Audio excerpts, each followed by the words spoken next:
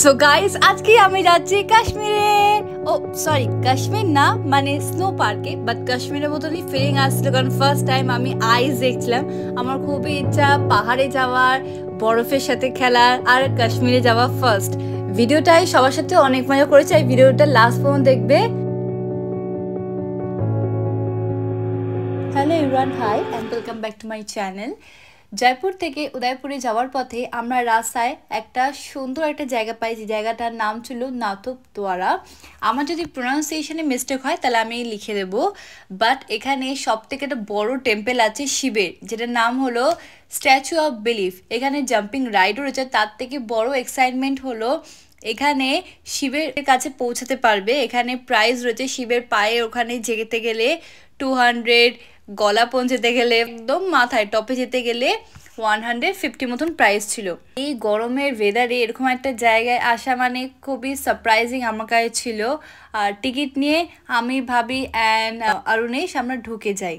এতটা পরিমাণ রোদ, হাঁটতে হাঁটতে আমার পা ব্যথা করছে, তার উপরে মাথাও গরম হয়ে গেছে রোদের মধ্যে। প্রচণ্ড পরিমাণ রোদ, আর রাজস্থান মানে জানো সেরকম গরম, আর এখানে গরমের তাপ অনেক বেশি। তা আমরা অনেকটা ভেতরের দিকে পৌঁছে গেছি। এই যে ভেতরের দিকে আমরা পৌঁছে এসেছি, আর এখানে খাওয়া দাওয়া শপও রয়েছে। फर्स्ट टाइम आए हो भैया? कैसा लग रहा है? बहुत अच्छा लग रहा है। तुम्हें? बहुत अच्छा। सही में धूप में भाभी बहुत अच्छा लग रहा है। ये सारे लोग झूठ बोल रहे हैं, चेहरा देखकर समझ में आ रहा है, क्योंकि इतनी धूप में मैं फिक्र जा रही, ये लोग कैसे अच्छा लग रहा है। भाभी आज बहुत खूबसूरत लग रही है। Thank you. भैया भाभी का झगड़ा हो रहा है यहाँ पे फिर से। देखते कौन दौड़ के ऊपर जाता है। दौड़ सकता है कोई? तुम भी सबसे लाइट हो। এই জায়গাটা তো ঢালু যে কেউ উঠতে পারছে না, আমরা কত কষ্ট করে উঠছি এরকম ভাবে। हम लोग चढ़ के ऐसे झुक गए आगे साइड, पुल बन गए कल वाला। এত বড় শিবের মূর্তিতে মানে এক একটা ধাপে ধাপে রয়েছে, একটা ধাপে পায়ে, একটা ধাপে বুকের দিকে, আর একটা মাথার দিকে। তো আমরা টিকিট কেটেছি সেটা একদম পায়ের দিকে যেতে, তার থেকে উপরে যেতে পারবো না। এই যে লেখা আছে চরণ বন্দনা। জীবনে এত পাপ করলে শুধু ভগবানের পাপ পর্যন্ত যেতে পারবো, কাছে যেতে পারবো না। যা হোক, এটা সিঁড়ি দিয়ে। প্রচণ্ড পরিমাণ গরম কিন্তু, বাট খুব ভালো লাগছে আমার এখানে এসে পুরো সিটাকে এক্সপ্লোর করতে। আর এখান থেকে পুরো পাহাড় দেখা যাচ্ছে। উদয়পুরে যেরকম হয়ে থাকে ছোট ছোট বাড়ি ঘর, সবকিছু দেখা যাচ্ছে। একদম পৌঁছে গেছি আমরা ঠাকুরের পায়ের কাছে। আর এখানে এসেই ফটোগ্রাফি শুরু ভাইয়া। এই যে এত বড়,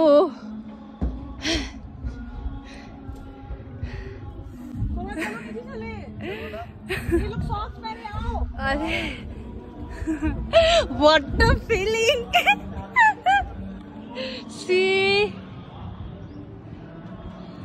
ওই যে বড় বড় পাহাড়।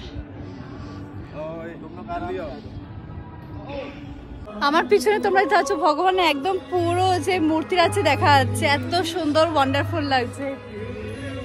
अभी अभी हम लोग कहाँ जा रहे हैं? हम लोग जा रहे हैं स्नो पार्क। Snow park. আমরা এখন ভেতরে ঢুকছি স্নো পার্কে।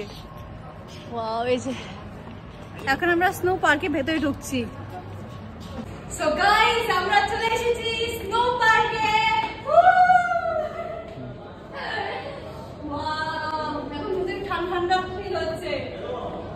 এখানে পার পার্সন টিকিট ছিল 400, আর এখানে ঢোকার পরেই আমাদের শীতের জন্য গ্লাভস, জ্যাকেট, সক্স, শুজ, তোমরা দেখতে পাচ্ছ বড় বড় বুট মতন সব কিছু দিয়ে দিয়েছিল, কারণ ভেতরে হবে -5 ডিগ্রি টেম্পারেচার। আমি খুবই এক্সাইটেড ছিলাম বরফের সাথে খেলার জন্য।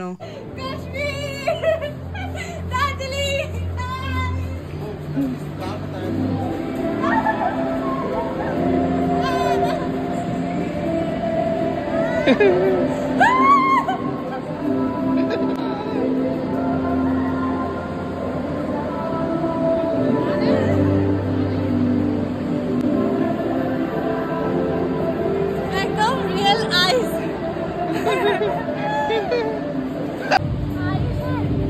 आइस है ये देखो देखो गाइस आइस আমার হাত একদম ঠান্ডা বরফ দিতে পারছি না